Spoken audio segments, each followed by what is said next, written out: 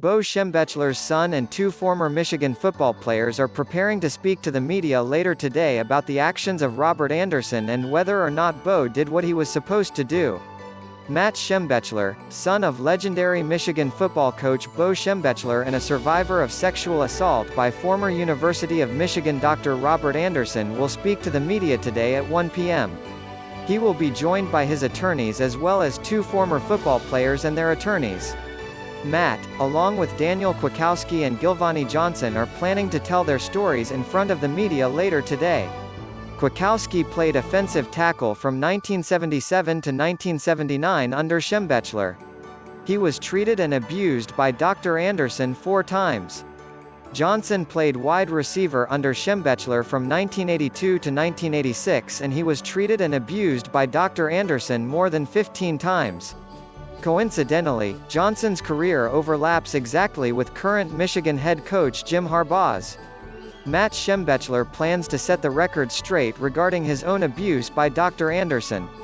He also intends to address his father's failure to protect him and other athletes. Kwiatkowski was sexually assaulted by Anderson during his first football physical in 1977. After the next football practice following the physical, Kwiatkowski confronted Bo and told him what Anderson did. Bo's advice to Kwiatkowski was to toughen up and ignore the abuse. Kwiatkowski was violated at the next 2 yearly physicals after this.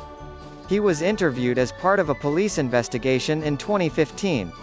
Johnson told Bo he was assaulted by Anderson after his first physical in 1982, and despite promising to address the issue with the medical staff, Bo did nothing.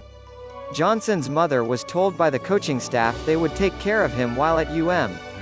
Johnson was sexually assaulted 15 to 20 more times by Anderson. This entire situation is tragic and sad.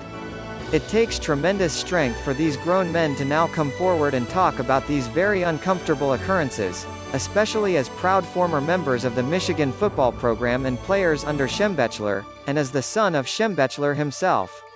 No one knows what this will mean for Michigan football and everyone involved moving forward, but the picture should be at least a little clearer after this afternoon's press conference.